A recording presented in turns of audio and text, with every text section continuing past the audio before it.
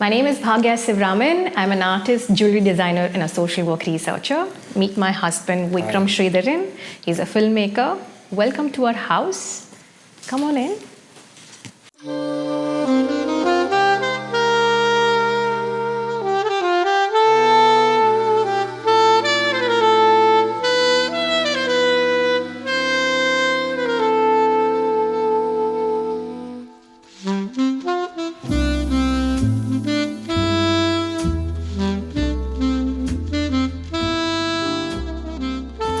Okay, so this is our living room, and this is also a rental house.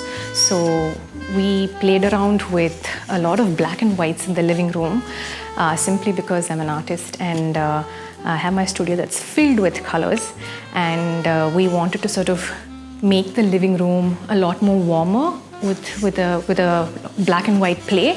So if you see, we like to sort of have our little newspaper pouch here because it's our immediate reminder to keep in touch with what's happening outside the world. This is an artwork by Vincent Leonage. He's from Sri Lanka. He's a very renowned artist, and this is Abhaya Mudra. The significance of this artwork is, and it's also placed here simply because every time you walk out of the house, it is sort of like a protection before you go out. If you enter the house, the first thing that you see is Kali. That was also a stamp artwork by an artist from Delhi.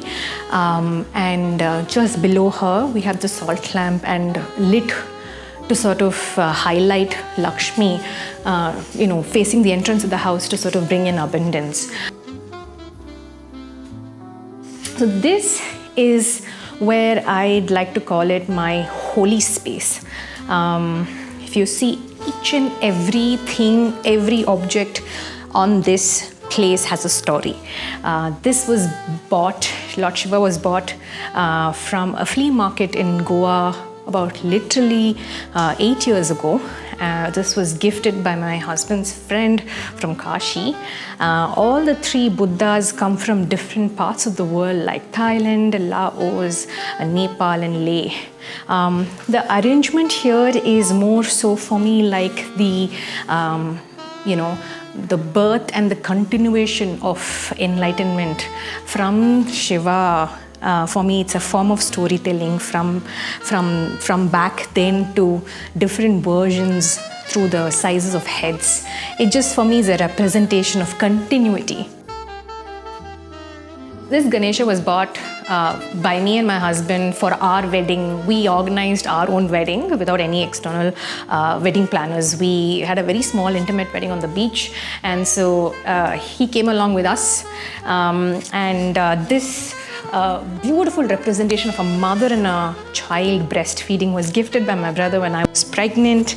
The Marapachi and Krishna and Radha is a representation of my grandfather's love for my grandmother. He gifted it to her. This is a beautiful artwork by a very dear friend named Sri Hari Swaminathan. He's taken 210 days to draw a side of Kavalishwar temple, which is based in Mylapore, Chennai, and this is a print version of it.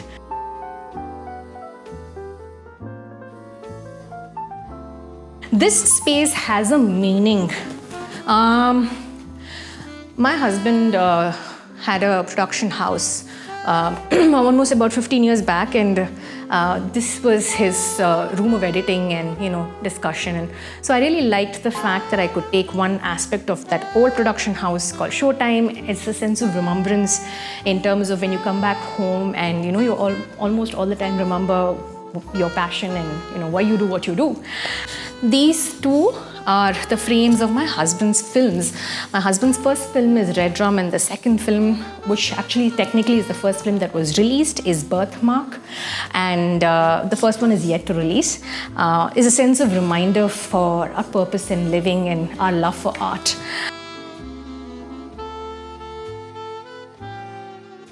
So if you see, this is my painting. I'm a continuous one-line artist, which means from start to end, I don't take my hands off. My art is intuitive, which means I can't recreate what I draw. And this is a reminder of the purpose of life in itself, to be in the present, to flow with life. It was a gift from my husband. Can't help falling in love.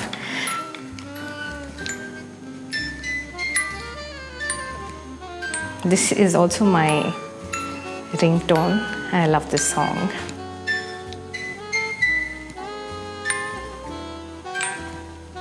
So it's a very beautiful feeling that I sort of all the time can't help but remember this when I walk past this place.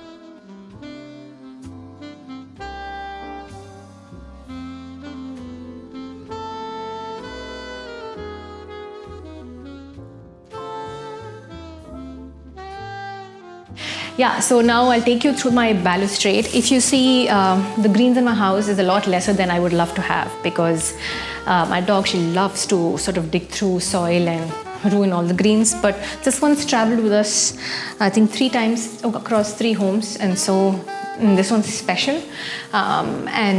This is again one of my paintings, abstract expressionism.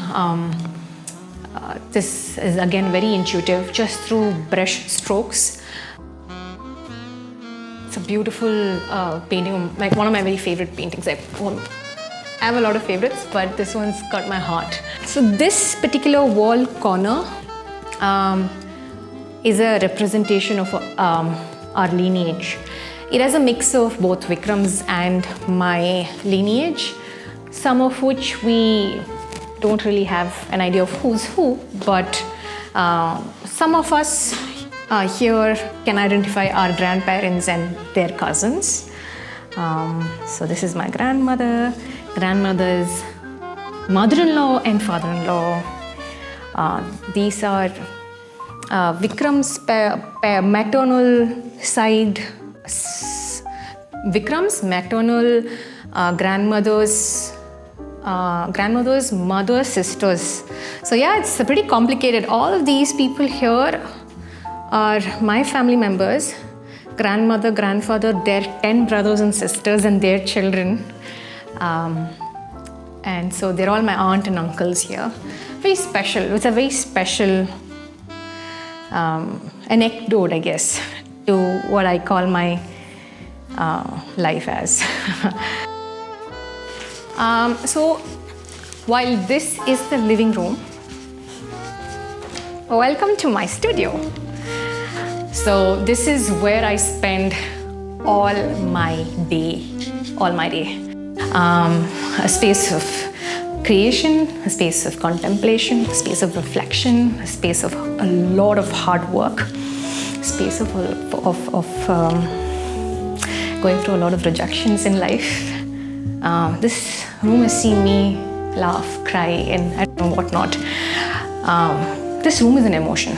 So if you see here, this little corner here that has about 4 small shelves, I've put in my sculptures. So I did mention to you I'm an artist. I draw, paint, sculpt.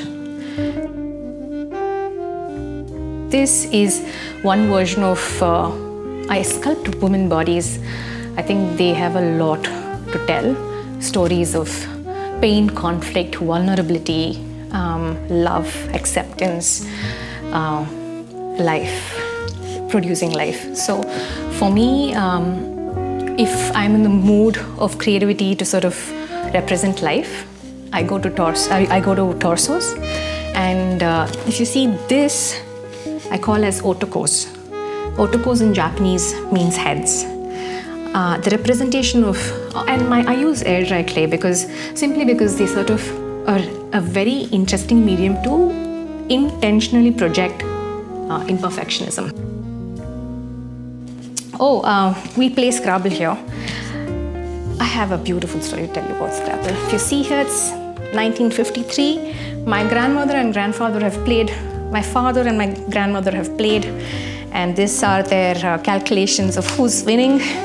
And the smell of old paper, the smell of old board. Scrabble has been a memory of my past childhood.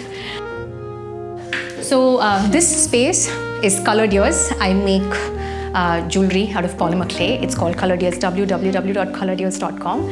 I hand make it from scratch. Everything that you see is a one-on-one show. There's no team, just me.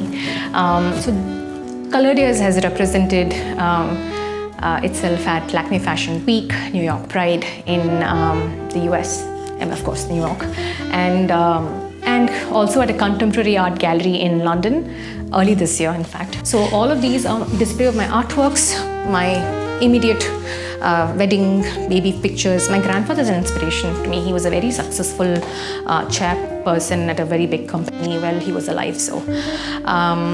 And these are stones that were collected from different parts of the world and different parts of India, not from any random places, but from very sacred spaces like a very deep pond from Leh and Ladakh, from the oceans of Maldives, Mauritius, and hang on. This is an old tile from my bungalow, the house that my grandfather built, which we had to sell for many, many reasons.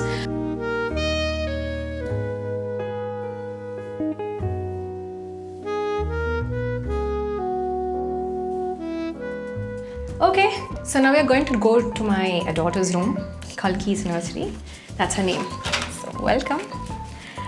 So this is a small room, but we have made sure that we were able to fit in what is right for her in a way that's also looking both it fits in what she needs and also looks spacious at the same time. So she loves swings. She calls it the Dindandi. So we've attached this for her. This is her dad's first stuffed toy for her from Hamleys.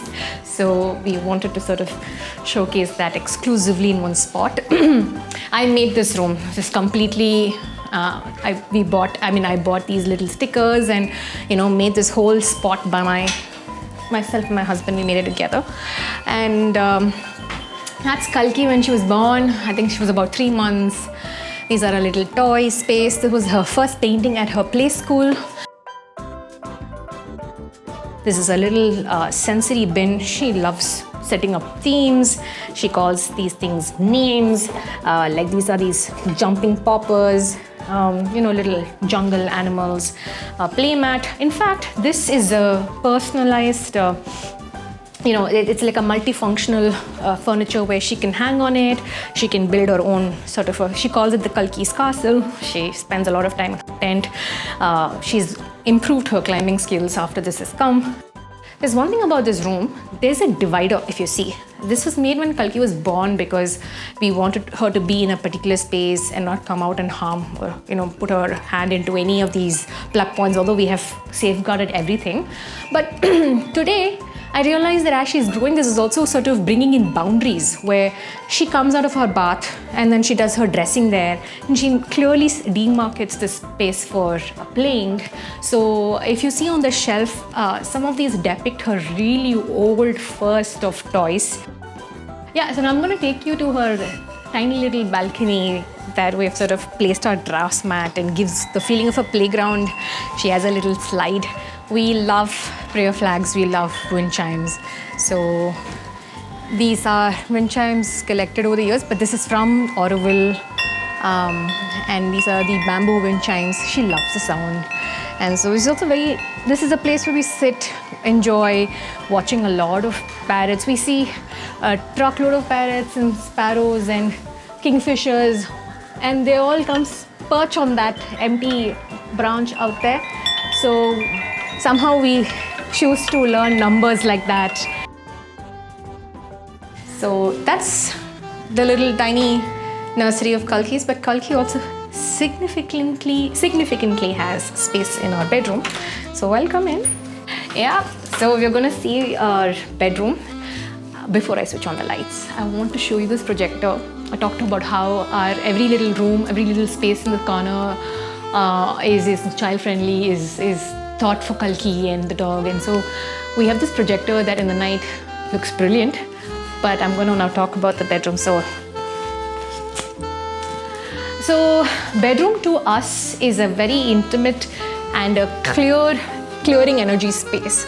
We like a lot of light during the daytime, and If you see, when you enter in, we have enough space for our storage. All that we have here is a bed.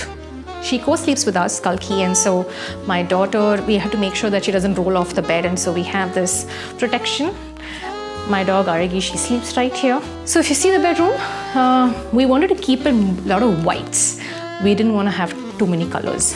We can't help with this, but that particular artwork is my first continuous one-line drawing that I did after my delivery. And my daughter and I have had moments where, during times of breastfeeding, she's grown up just staring at this artwork, and she's now learning to decipher these things as faces. Kalki's crib, I think she co-sleeps with us, so it's more like a lounge space, like a reading space for myself, my husband, and Kalki. We sit in here, we read our books every night. I did mention to you that Kalki has a swing in her room. She loves her hammock, so we wanted to, adults can't chill out here, but this again, she does different sort of aerial gymnastics here. So she has her spot in different rooms.